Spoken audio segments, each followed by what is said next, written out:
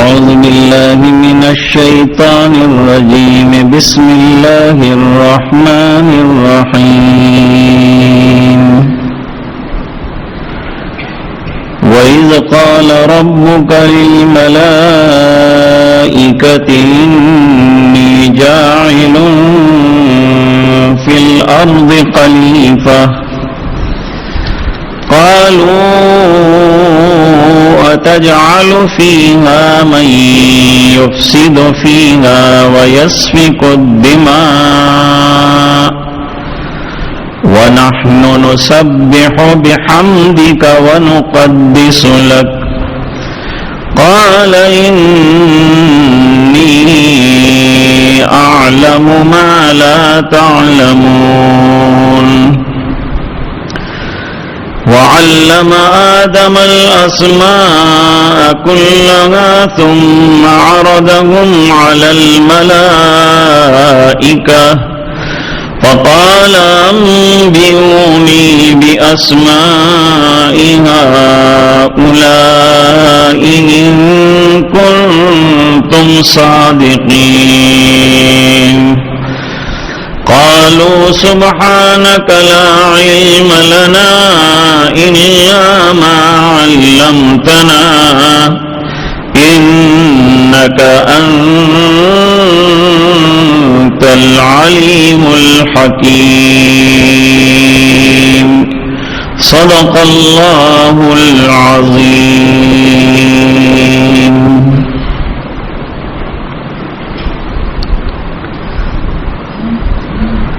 اب حق تعالی شانہ تخلیق آدم کا واقعہ ذکر بیان فرما رہے ہیں.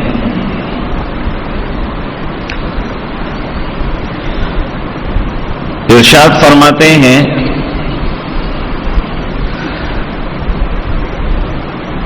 کہ وہ وقت قابل ذکر ہے جب تیرے پروردگار نے ملائکہ کے سامنے یہ بات رکھی کہ میں زمین میں ایک نائب اور اپنا ایک خلیفہ بنانے والا ہوں.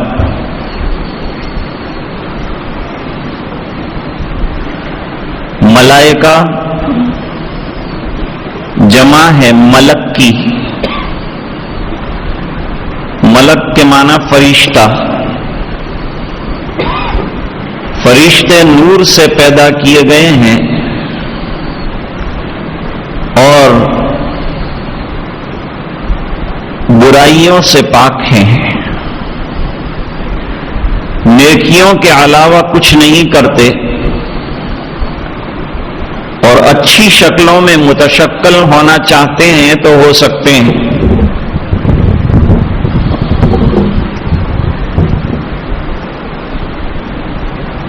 تو ملائکہ نے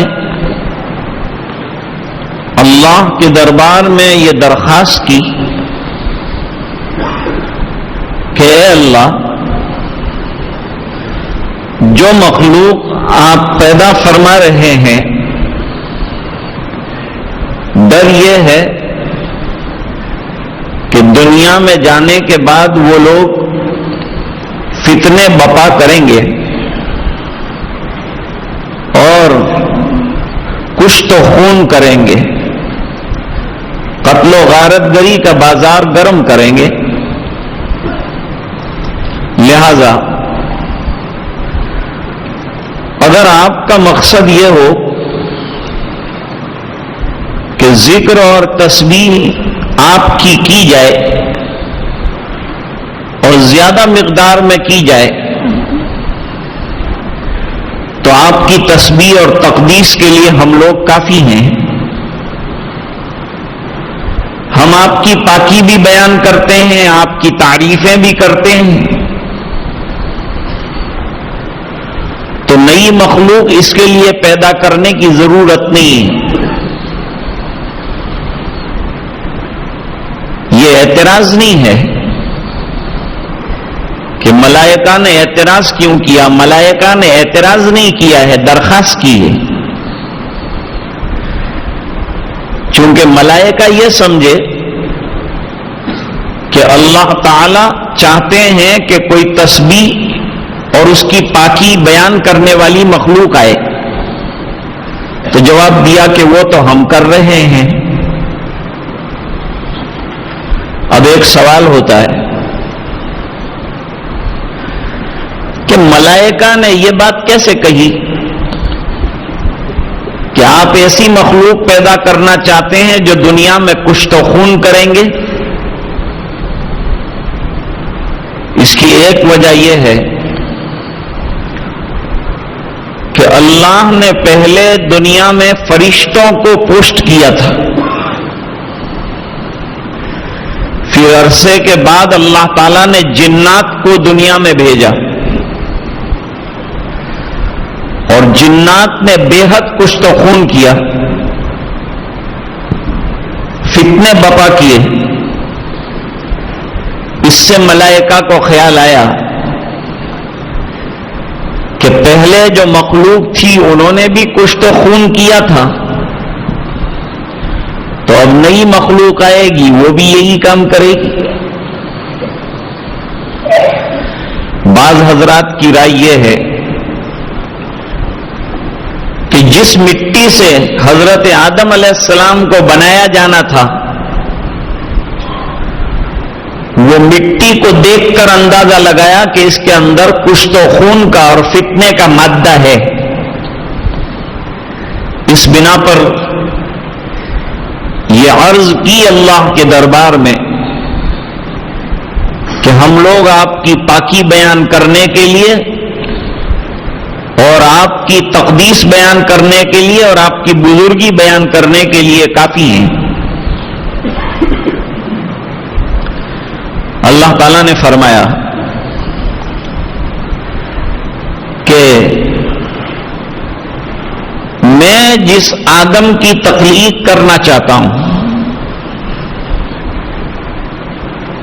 میں جس انسان کو بنانا چاہتا ہوں،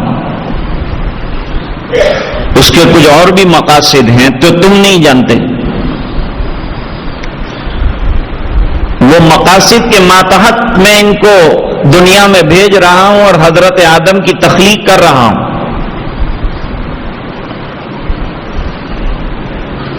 کیا مقصد ہوگا؟ زمین میں میں اپنا خلیفہ اور انہیں نائب بنانا چاہتا ہوں، اپنا ڈیپیوٹی بنانا چاہتا ہوں۔ یہ دنیا میں آئیں گے اور میرے احکام کو دنیا میں نافذ کریں گے اور دنیا والوں کو صحیح راستے پر چلائیں گے، جو آنے والی ضروریت ہے ان کو طریقے بتائیں گے زندگی جینے کے اور اللہ کو راضی کرنے کے۔ چنانچہ ہر نبی اور رسول جو اللہ کی طرف سے بھیجا جاتا ہے وہ زمین میں اللہ کا خلیفہ بھی ہوتا ہے، اور سب سے بڑے خلیفہ اور نائب اللہ کے دنیا میں جو سب سے اخیر میں تشریف لائے وہ آقا انعامدار جناب رسول اللہ صلی اللہ علیہ وسلم ہے۔ یہ رسالت اور نبوت جو ملتی ہے یہ کسبی چیز نہیں ہے کہ مجاہدوں سے محنتوں سے حاصل کی جائے، یہ اس طرح حاصل نہیں ہوتی، بلکہ یہ وہابی چیز ہے جسے اللہ چاہتے ہیں اپنا رسول اور اپنا نائب بنا کر بھیجتے ہیں۔ اللہ یصطفی من الملائکۃ رسلا ومن الناس، لوگوں میں سے اللہ تعالی جن کو منتخب فرماتے ہیں اپنی رسالت اور اپنی نبوت کے لیے منتخب کرتے ہیں۔ تو کوئی اگر یہ سوچے کہ میں کثرت سے مجاہدہ اور عبادتیں کروں گا تو رسول بن جاؤں گا، یہ نہیں ہو سکتا۔ یہ اللہ کی طرف سے طے ہوتا ہے کہ اللہ کس کو رسول بنائیں گے، اپنا نائب بنائیں گے، کس کو خلیفہ بنائیں گے۔ فرمایا کہ میرے مقصد کو تم نہیں جانتے، وہ کیسی کیسی خوبی کا انسان ہوگا وہ تم نہیں جانتے، ان میں کیا کیا کمالات ہوں گے تم نہیں جانتے، میں جانتا ہوں۔ انی عالم و ما لا تعلمون، جو میں جانتا ہوں تم نہیں جانتے۔ پھر ملائکہ کو چونکہ خاموش بھی کرنا ہے اور ملائکہ کی بات کا جواب بھی دینا ہے کہ میں نے جو کہا تھا کہ ایک ایسی خوبی کا آدم پیدا کرنا چاہتا ہوں کہ وہ خوبیاں تم میں نہیں پائی جاتی، اس میں پائی جاتی ہیں۔ پھر اللہ تعالیٰ نے حضرت آدم علیہ السلام کو عدیم الارض سے بنایا۔ دنیا کی الگ الگ زمینوں کی ایک ایک مٹھی اٹھائی گئی اور اس کا گارا تیار کیا گیا اور وہ گارے سے حضرت آدم علیہ السلام کا پیکر بنایا گیا، اور یہ پیکر بنانے کے بعد اللہ تعالیٰ نے اس میں روح پھونک دی تو حضرت آدم علیہ السلام وجود میں آ گئے، اور اسی وقت اللہ تعالیٰ نے ان کو علم دیا۔ علم کا اصل خزانہ اللہ کے پاس، جتنے دنیا میں علوم ہے سب کے خزانے حقیقت میں اللہ کے پاس۔ حضرت آدم علیہ السلام کو دنیا میں جن چیزوں کو برتنا ہے اور جن چیزوں سے فائدے اٹھانا ہے ان تمام چیزوں کے نام سکھائے گئے اور کام بھی بتائے گئے۔ جلالین شریف میں ہے کہ چیزوں کے نام سکھائے اور وہ چیزوں سے کیسے فائدہ اٹھایا جائے گا یہ بھی بتایا۔ مثلا پیالہ کسے کہتے ہیں یہ بتایا، اور پیالے کا کام کیا ہے۔ پلیٹ کسے کہتے ہیں اور اس کا فائدہ کیا ہے۔ چمچ کسے کہتے ہیں اور اس کا فائدہ کیا ہے۔ کھانا کسے کہتے ہیں اور اس کو کیسے استعمال کرنا ہے۔ آنکھ کسے کہتے ہیں اور اس کا فائدہ کیا ہے۔ پانی کسے کہتے ہیں اور اس کا فائدہ کیا ہے۔ دنیا میں جتنی چیزیں ہیں ان تمام چیزوں کے نام اور اس کے کام بتائے گئے حضرت آدم علیہ السلام کو، اور یہ تمام بتانے کے بعد ملائکہ کے مقابلے میں لے آئے اور اللہ نے فرمایا تمہارا اے ملائکہ اور آدم تمہارا امتحان ہوگا۔ یہ سب سے پہلا امتحان آسمانوں میں ہوا ہے، پھر زمینوں میں امتحانات چلے ہیں۔ لغت کا وضع کرنا اللہ کی طرف سے ہوا ہے، اللہ تعالیٰ واضح لغت ہیں۔ پھر اللہ تعالیٰ نے نام پوچھے حضرت آدم علیہ السلام کو، فلان چیز کو کیا کہتے ہیں بتا دیا، فلان چیز کا فائدہ کیا ہے بتا دیا، فلان چیز کو کیا کہا جائے گا نام بتا دیا، اس سے کس طرح سے استفادہ کریں گے وہ بھی بتا دیا۔ ملائکہ حیران ہو گئے، فرشتے حیران۔ اب فرشتوں سے پوچھا، پیالہ بتایا اور پوچھا اسے کیا کہتے ہیں، انہوں نے کہا نہیں معلوم۔ چمچ بتایا اسے کیا کہتے ہیں، انہوں نے کہا نہیں معلوم۔ اس لیے کہ ملائکہ کو ان کی ضرورت کبھی پڑنی نہیں ہے۔ پیالوں کی ضرورت انسانوں کو ہے، چمچ کی ضرورت انسانوں کو ہے، کھانے پینے کی ضرورت انسانوں کو ہے، ملائکہ کو نہیں۔ ملائکہ کھانے پینے سے مبرہ ہے، نہ ان کو قضائے حاجت کے لیے جانا ہے، نہ ان کو مکانات کی ضرورت ہے۔ یہ سب ضرورتیں تو انسان کے ساتھ لگی ہوئی ہیں۔ جو جن چیزوں سے ملائکہ کا اور فرشتوں کا کبھی پالا پڑنا ہی نہیں ہے اس کو سیکھ کر اور سکھا کر کیا کریں گے؟ اس بنا پر ان کو اس کا علم نہیں تھا، جواب نہیں دے سکے۔ تو اللہ تعالیٰ نے فرمایا دیکھ لیا تم نے، میں نے ایک ایسا انسان پیدا کیا ہے جس کو ایسے ایسے علوم دیے ہیں جو تمہارے پاس بھی نہیں ہیں، اور میں اس کو خلافت ارضی کے لیے دنیا میں بھیج رہا ہوں، وہ میرا نائب ہوگا اور کائنات میں میرے احکام کو نافذ کرے گا۔ ملائکہ نے اپنی عاجزی اور فروتنی کا اقرار کیا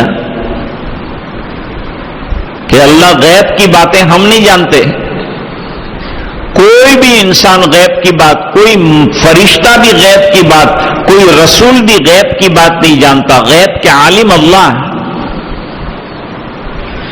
ایک جگہ اللہ تعالیٰ فرماتے ہیں کہ اے نبی لوگوں سے کہیے کہ لا عالم الغیب، میں غیب کی باتیں نہیں جانتا، ولا عالم ما فی السماوات والارض، اور زمینوں اور آسمانوں میں کیا ہے مجھے اس کا کوئی علم نہیں ہے، میں اتنی بات تمہیں بتاتا ہوں جتنا کہ مجھے اللہ کی طرف سے بتایا جاتا ہے۔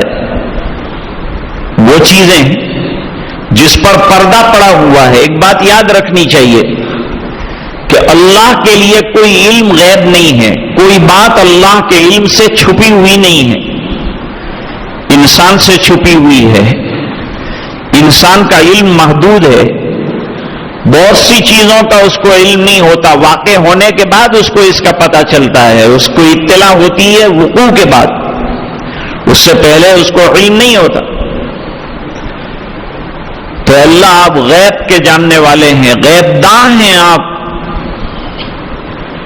اور اے اللہ ہم نے جسارت کی کہ یہ درخواست کی کہ اللہ اور مخلوق پیدا نہ کریں، واقعی آپ کے مقاصد کچھ اور ہیں جو اب ہمیں سمجھ میں آ رہے ہیں، لہذا انہوں نے معذرت کر لی، اللہ تعالیٰ کے یہاں درخواست کرنے کی جو بھول کی ہے اس سے بھی معافی مانگی۔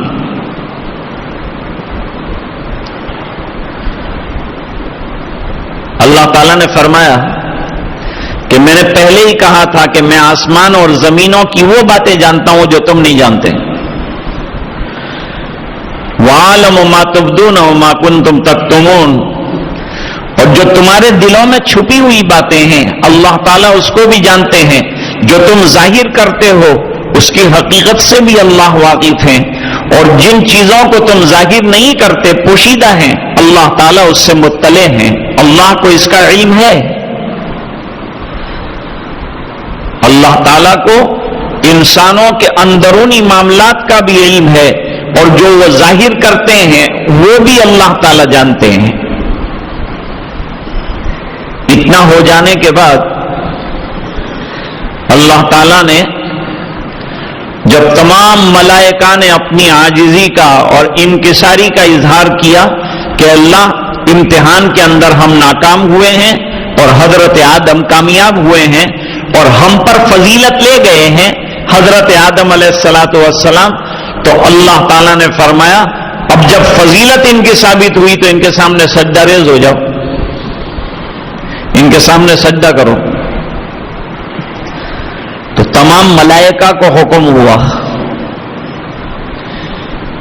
ان میں جنات شامل تھے کہ نہیں؟ ایک حقیقت اور ایک قول یہ ہے کہ جنات بھی شامل تھے، اور جتنی کائنات کی مخلوق ہیں وہ تب سب کے سب شامل تھے، اور اللہ نے حکم دیا ملائکہ جو افضل ترین تھے ان سے یہ فرمان جاری فرمایا کہ اب جو ہے حضرت آدم کے سامنے سجدہ کرو۔ انسان کے سامنے سجدہ جائز ہے؟ علماء نے لکھا کہ پہلی شریعتوں میں سجدہ تعظیمی جائز تھا، یعنی کسی کے احترام میں ذرا اپنے آپ کو جھکانا جائز تھا، لیکن اس امت کو چونکہ قیامت تک چلانا ہے، اس شریعت کو قیامت تک چلانا ہے، تو اگر سجدہ تعظیمی کو جاری کرتے تو لوگ فرق نہ کرتے اور عبادت کا سجدہ بھی لوگوں کے سامنے کر ڈالتے، اس بنا پر منع فرمایا کہ سجدہ تعظیمی اس امت سے نکال دیا گیا ہے. سجدہ عبادت ہے. نماز میں 4 اہم رکن ہیں. قیام ہے، قعود ہے، رکوع ہے، سجود ہے. تو کھڑے رہنا تو انسان کی عادت میں ہے، عادتاً بھی انسان کھڑا ہوتا ہے. بیٹھنا یہ بھی عادت ہے، انسان بیٹھتا بھی ہے. لیکن رکوع میں عادت نہیں ہے جانے کی. رکوع عبادت ہے. عادتاً آدمی بیٹھے گا یا کھڑا رہے گا، رکوع تو نہیں کرے گا. رکوع کو عبادت بنایا. اور سجدہ یہ بھی عادت نہیں ہے، اسے بھی عبادت بنایا. لہذا یہ دونوں، رکوع بھی کسی کے سامنے نہیں ہو سکتا اور سجدہ بھی کسی کے سامنے نہیں ہو سکتا. یہ صرف اللہ کے لیے ہے کہ سر کٹا تو سکتا ہے کسی کے سامنے، لیکن سر جھکا نہیں سکتا. سر جھکانا اور سجدہ کرنا صرف اللہ کا حق ہے. تو تمام ملائکہ سجدہ ریز ہوئے، لیکن ابلیس لعین، جس کو ہم شیطان کہتے ہیں، اس نے تکبر کیا. اس نے کہا میں سجدہ ریز نہیں ہوں گا، اس بنا پر کہ میں افضل ہوں. ہونا تو یہ چاہیے کہ آدم علیہ السلام مجھے سجدہ کرے. میں آگ سے بنایا گیا ہوں، ان کو مٹی سے بنایا ہے. مٹی اوپر سے ڈالو تو نیچے آتی ہے، آگ نیچے جلاؤ تو اوپر جاتی ہے. میں افضل ہوں، اور افضل کے سامنے مفضول کو سجدہ کرنا چاہیے، نہ کہ افضل مفضول کو سجدہ کرے. علماء نے ایک بات لکھی ہے کہ شیطان بہت بڑا عالم تھا، لیکن علم نے اس کو غلط راستہ دکھا دیا. شیطان عابد اتنا بڑا تھا کہ ملائکہ میں طاؤس الملائکہ کہلاتا تھا. یعنی جیسے مور کا درجہ پرندوں میں ہے، اس طرح فرشتوں میں ابلیس کا درجہ تھا. فرماتے ہیں کہ ابلیس عالم بھی تھا، ابلیس عابد بھی تھا. ابلیس کو معرفت بھی بہت بڑی تھی، لیکن ابلیس جو ہے وہ عاشق نہیں تھا. اگر عاشق ہوتا اللہ کا تو عشق کا تقاضا یہ ہے کہ اپنے محبوب کے اشارے پر قربان ہو جائے. اگر اللہ نے حکم دیا تھا تو فوری طور پر اپنے آپ کو اللہ کے سامنے سجدہ ریز کر دیتا. سجدہ نہیں کیا، انکار کیا. ابا کے معنی انکار کیا. واستکبر، اور تکبر سے کام لیا. تکبر عزازیل را خار کر. تکبر نے ابلیس کو رسوا کر کے رکھ دیا. بزندان لعنت گرفتار کر، اور اس کو لعنت کے اندر گرفتار کر دیا، لعنت کے قید خانے میں لے جا کر ڈال دیا. عاجزی اور فروتنی اللہ کو پسند ہے، اس لیے بندہ رکوع میں جائے اللہ کو پسند ہے، بندہ سجدے میں جائے اللہ کو پسند ہے، بندہ عاجزی کا اظہار کرے اللہ کو پسند ہے. دعا میں آدمی عاجزی کا اظہار کرتا ہے، اپنی بندگی کا اقرار کرتا ہے، اپنی شکستہ خاطری کا اقرار کرتا ہے، تو اللہ تعالیٰ کو یہ ادا پسند آتی ہے. اللہ تعالیٰ پسند فرماتے ہیں کہ میرے بندے نے اپنے آپ کو بندہ سمجھا اور مجھے اپنا رب سمجھا. کل میں نے واقعہ ذکر کیا تھا کہ تکبر اور حب جاہ ایسی چیز ہے کہ آدمی مر جاتا ہے لیکن وہ چیز اس کے اندر سے نکلتی نہیں ہے، ختم نہیں ہوتی. جب ابو جہل کا سر کاٹا گیا تو اس نے کہا سینے کی طرف سے میرا سر کاٹو تاکہ گردن میری بڑی نظر آئے، کیونکہ جتنا نیچے سے کاٹیں گے گردن بڑی نظر آئے گی. اور جب تمہارا نبی پوچھے کہ یہ کون ہے تو تم کہہ دینا کہ یہ ہمارا سردار ہے. مرتے مرتے بھی جو ہے اپنا تکبر اور بڑائی اور اپنی سرداری کا زعم دماغ میں سے گیا نہیں. شیطان کو اللہ کے دربار سے نکالنے والی چیز تکبر ہے. اس لیے اللہ والوں کے یہاں سب سے زیادہ جو محنت کروائی جاتی ہے وہ اس بیماری کو نکالنے کی محنت کی جاتی ہے. اور لا الہ الا اللہ کا سبق پڑھایا جاتا ہے کہ اللہ کے علاوہ تمہارا کوئی مقصود نہ ہو، اللہ کے علاوہ کوئی مسجود نہ ہو، اور اپنی بھی نفی کرو، دنیا کی ہر چیز کی نفی کرو. اللہ کے مقابلے میں کوئی حیثیت نہیں ہے، یہ اقرار کرتے چلے جاؤ. تو فرماتے ہیں ابلیس نے انکار کیا. وَكَانَ مِنَ الْكَافِرِينَ، اور پہلے سے لکھ دیا گیا تھا. کہتے ہیں عرش پر لکھا ہوا دیکھا، اعوذ باللہ من الشیطان الرجیم. تو ابلیس نے سوال کیا کہ اے اللہ، یہ کون ملعون ہے جس کے اوپر آپ کی لعنت پڑی ہوئی ہے، جس کو رجیم کہا ہے اور پناہ مانگی ہے، کون ہے؟ لیکن بعد میں پتا چلا کہ یہ سوال کا جواب یہ خود ہے، خود اسی کے اوپر لعنت جو ہے بھیجی گئی تھی. تو فرماتے ہیں انسان اپنے اندر تواضع اختیار کرے. تکبر سے آدمی شیطان کے برابر ہو جاتا ہے، کیونکہ سب سے پہلے آسمانوں میں تکبر کرنے والا شیطان ہے. شیطان لعین نے آسمانوں میں سب سے زیادہ تکبر کا مظاہرہ کیا، جس کے نتیجے میں جنت سے نکال دیا گیا اور اللہ کے دربار سے نکال دیا گیا اور دنیا کے اندر لا کر اسے ڈال دیا گیا. اس کے بعد حضرت آدم علیہ السلام کا کام پورا ہوا. حضرت آدم علیہ السلام کا امتحان پورا ہو گیا، کامیابی مل گئی. اب ایک مرحلہ دنیا میں بھیجے جانے کا ابھی باقی ہے. بھیجنا دنیا میں ہے، لیکن اس کے اسباب پیدا کریں گے، اور وہ اسباب پیدا کرنے کے بعد پھر جو ہے دنیا میں بھیجا جائے گا. مصلحتیں ہیں اللہ تعالیٰ کی. سوال ہوتا ہے نا کہ جب ان کو بنایا تھا زمین میں خلیفہ تو آسمان میں کیوں رکھا؟ ارے ایک عرصے تک جنت میں رکھا. فرماتے ہیں وَقُلْنَا يَا آدَمُ اسْكُنْ، اے آدم جاؤ تم اور تمہاری اہلیہ جن کا نام حوا تھا، تم دونوں رہو. کہاں جائیں کہاں رہیں؟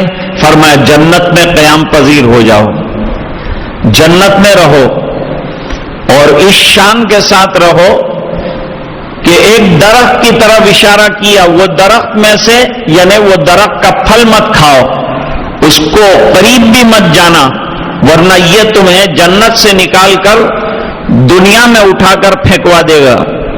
تو بس اس پر عمل کرو. حضرت آدم علیہ السلام جنت میں حیران اور پریشان تھے.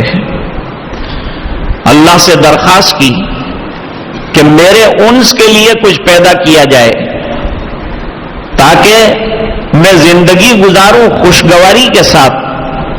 ٹینشن میں رہتا ہوں، اکیلا ہوں تو پریشان رہتا ہوں، میری پریشانی سمجھی جائے، میری پریشانی کو دور کیا جائے. اللہ تعالیٰ نے فریاد کو سن لیا، اور سننے کے بعد حضرت آدم علیہ السلام کی پسلی سے پیدا فرما دیا حضرت حوا کو. سوال ہوتا ہے کہ پسلی سے کیوں پیدا کیا؟ پسلی جو ہوتی ہے دل کے قریب ہوتی ہے، تو عورت دل کے قریب رہے گی، اس بنا پر اس کو پسلی سے پیدا کیا کہ یہ دل کے قریب رہے.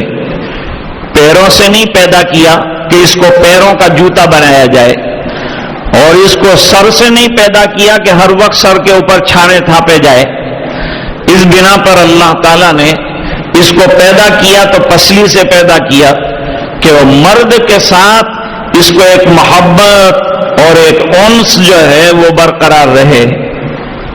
اس لیے فرمایا تم اور تمہاری بیوی دونوں جاؤ، اور جنت کے اندر چاروں طرف نعمتیں اور فواکہ اور پھل اور فروٹ پھیلے ہوئے ہیں، وہ کھاؤ، کوئی پابندی نہیں ہے۔ جنت میں بیت الخلا بھی نہیں ہے، وہاں کھانا پیشانی پر آنے والے خوشبودار پسینے سے حل ہوتا ہے، ہضم ہوتا ہے۔ دنیا میں آدمی کھاتا ہے تو اس کو قضائے حاجت کے لیے جانا پڑتا ہے، اور جتنا خوشبودار کھاتا ہے اتنا بدبودار نکالتا ہے۔ لیکن یہ اللہ تعالی کا نظام ہے کہ جنت میں اللہ نے جہاں سے ملبہ نکلتا ہے وہ جگہ کو بند کر دیا ہے، وہ جگہ ہے ہی نہیں وہاں، اور جنت میں کوئی ٹوائلٹ بھی نہیں ہے۔ اللہ تعالیٰ نے جنت ایسی جگہ بنائی ہے جہاں بدبو گندگی کا کوئی سوال پیدا نہیں ہوتا۔ دنیا میں آدمی کو ڈکار بھی آتی ہے تو وہ اتنی خطرناک ہوتی ہے کہ پہلی صف والا ڈکار کھاتا ہے، آخری صف والا متلی کرتا ہے۔ یہ عجیب و غریب حالت ہوتی ہے، لیکن اللہ نے کھانا ہضم فرمایا جنتیوں کا تو پیشانی پر پسینہ آیا جو بہترین خوشبو رکھتا ہے۔ پسینہ بدبودار ہوتا ہے، لیکن جنت میں جنتی کا پسینہ بھی خوشبودار ہے۔ جیسے جنتی حور کا تھوک اتنا خوشبودار ہے کہ دنیا کی خوشبوئیں ان کے سامنے بیکار ہے، اور حور اگر کڑوے سمندر میں تھوک دے تو پورا سمندر میٹھا ہو جائے، اتنا اللہ تعالیٰ نے اس کے لعاب میں شیرینی رکھی۔ فرماتے ہیں کہ آپ رہو اور کوئی پابندی نہیں ہے، بھئی آدمی لمیٹیڈ ڈش کھاتا ہے دنیا میں، اس کا نام ہی رکھا ہے لمیٹیڈ، لیکن اللہ نے جنت میں فرمایا ان لمیٹیڈ، جو بھی تم کو کھانا ہو، جتنا کھانا ہو، کوئی تمہاری پکڑ نہیں کرے گا۔ دنیا میں آدمی میٹھا کھاتا ہے تھک جاتا ہے، شوگر ہو جاتا ہے، پرانی پریشانی آتی ہے، فلانی پریشر کی تکلیف آتی ہے۔ فرمایا جنت میں کوئی تکلیف نہیں ہے، جو بھی کھاؤ جتنا بھی کھاؤ سب ہضم بھی ہو جائے گا، کوئی فکر نہیں ہوگی، نہ پیٹ میں درد ہوگا، نہ ہاضم اللذات اور سوسیو اور تھمس اپ اور ہم سب یہ سب پینے کی کوئی ضرورت پیش نہیں آئے گی۔ اس کے بغیر وہ کھانا وہاں اللہ تعالیٰ حل فرما دیں گے، ہضم فرما دیں گے۔ وَكُلَا مِنْهَا رَغَدًا حَيْثُ شِئْتُمَا، جہاں چاہو جنت میں گھومو، تم کو فلائٹ مل جائیں گے۔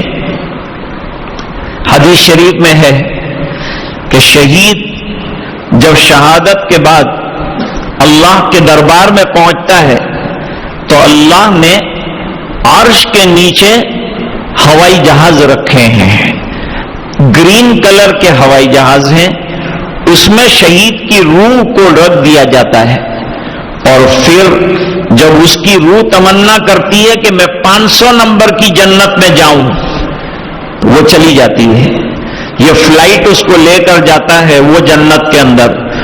تو جتنی جنتیں ہیں وہ تمام جنتوں کی شہید سیر کرتا ہے۔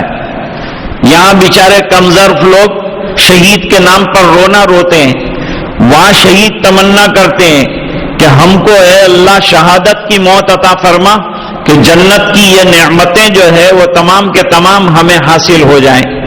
فرماتے جنت کا بہترین مشک اور عنبر والی خوشبو ان کو عطا کی جاتی ہے۔ اب یہاں یہ لوگ پرب کے اندر پانی پلاتے ہیں کہ حضرت حسین پیاسے چلے گئے، ہم پلائیں گے پانی تو ان کو وہاں ٹھنڈک ملے گی۔ ارے اللہ ان کو جنت کی نعمتیں کھلا رہے ہیں، جنت کے بہترین الوان اور انواع کی نعمتیں اللہ نے ان کے لیے میسر کر رکھی ہیں۔ ان کو دنیا کی ان چیزوں سے کیا کام؟ حضرت تھانوی رحمت اللہ علیہ فرماتے ہیں کہ جو شخص 10,000 روپیے تولہ کا عطر لگاتا ہو، اس کو 10 روپیے کے جنت الفردوس کی کیا حیثیت ہے اس کے سامنے؟ فرماتے ہیں اللہ تعالیٰ نے ان کو جنت کی نعمتیں عطا فرمائی ہے، اور جنت میں جہاں چاہتے ہیں گھومتے ہیں، پھرتے ہیں، چلتے ہیں، پھرتے ہیں۔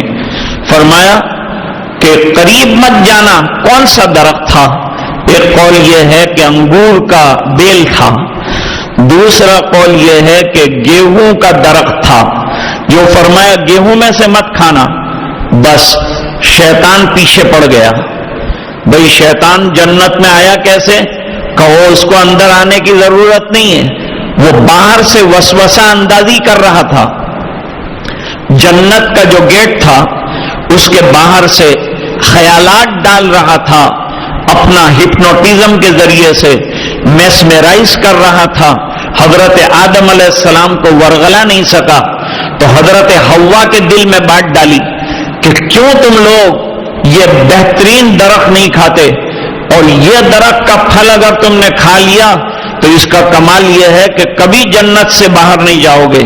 اس لیے اللہ تعالیٰ تم کو منع کرتے ہیں کہ مت کھاؤ یہ پھل کو کہ تم نکال دیے جاؤ گے۔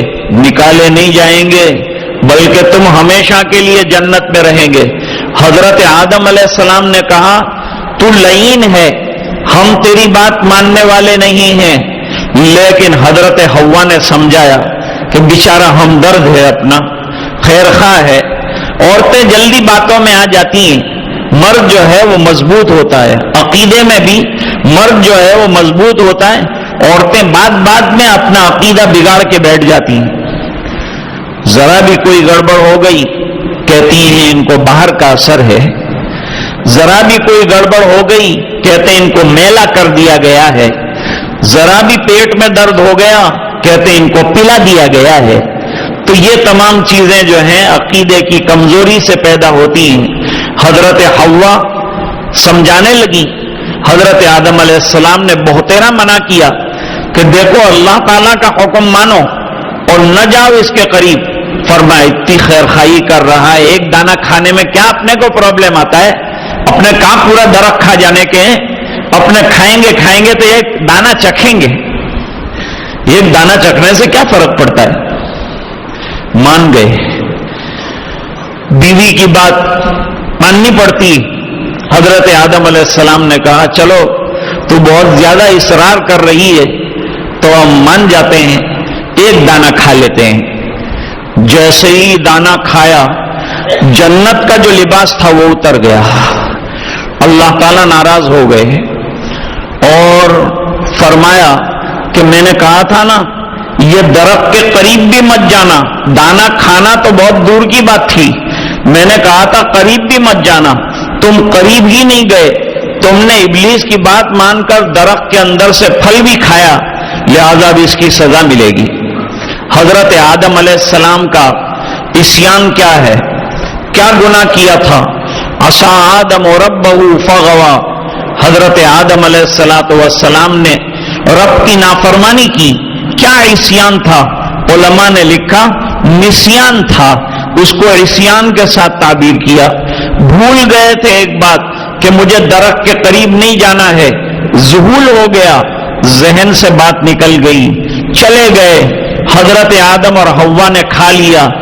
اب جب اپنی سطر کھلنے لگے تو شرم اور حیا سے پانی پانی ہونے لگے، اور نتیجہ یہ ہوا کہ حضرت آدم بھی جنت کے درختوں کے پتے تلاش کرنے لگے اور اپنی شرمگاہ کو چھپانے لگے۔ شرمگاہ کا چھپانا، جسم کو مستور کرنا، یہ انسانی فطرت کا خاصہ ہے، یہ حضرت آدم کی فطرت کا خاصہ ہے، یہ حضرت حوا کی دی ہوئی فطرت کا خاصہ ہے، یہ قدرت کا خاصہ ہے۔ لیکن یہ آج کی دنیا ہے کہ جس میں بے حیائیاں اور کپڑوں کا اتار دینا اور ننگے ناچ کرنا اور بدتمیزی کے بازار گرم کرنا اور پہرویش کے نام پر اور پوشاک کے نام پر ننگاپن رکھنا، جسم کو زیادہ سے زیادہ عورتوں کا کھلا رکھنا، یہ بے حیائی کا مزاج بنایا ہے، جبکہ اللہ نے فطرت انسانی کے اندر حیا اور بہت زیادہ شرم رکھی ہے۔ عورت حیا کا پیکر بنایا گیا ہے، عورت کو شرم کا پتلا بنایا گیا ہے، اور یوں کہا ہے کہ تمہیں اپنی حیا کا خیال رکھنا چاہیے، تمہیں اپنی ناموس کا خیال رکھنا چاہیے۔ اس لیے آقا نامدار جناب رسول اللہ صلی اللہ علیہ وسلم کی شریعت میں پردے کا بہت بڑا نظام دیا ہے۔ اس کے بعد فرمایا تمہاری سزا پوری نہیں ہوئی، اب سزا کا دوسرا حصہ یہ ہے کہ تم کو زمین میں اتار دیا جائے گا، اب جنت میں رہنے کے قابل نہیں رہے۔ وہ ابلیس نے پٹی پڑائی تھی کہ جنت سے نکلو گے نہیں یہ کھا لو گے تو،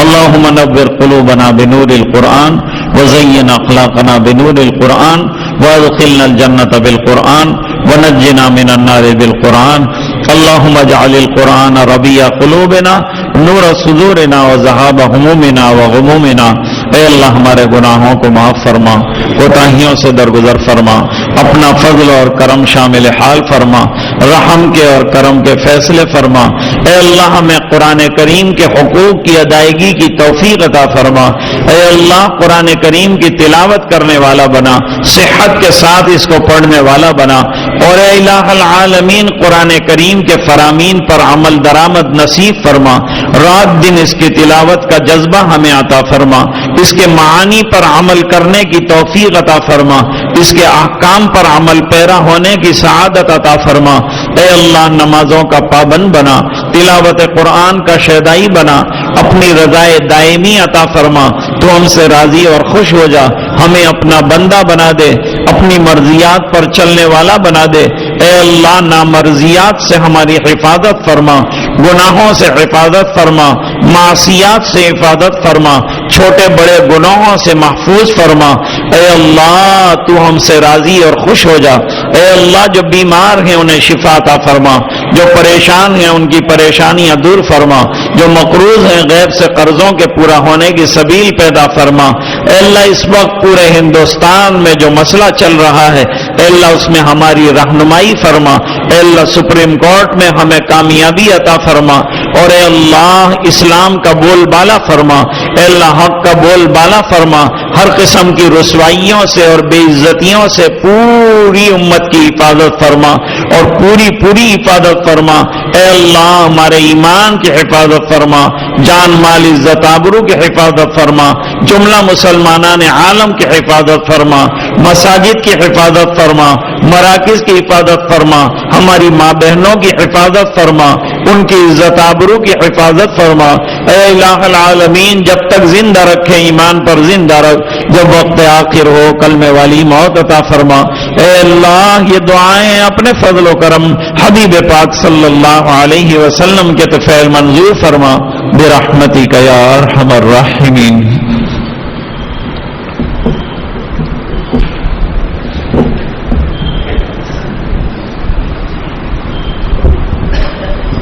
آئندہ انشاءاللہ 3 دسمبر کو عشاء کی نماز کے بعد یہ مجلس کا دوبارہ انعقاد ہوگا.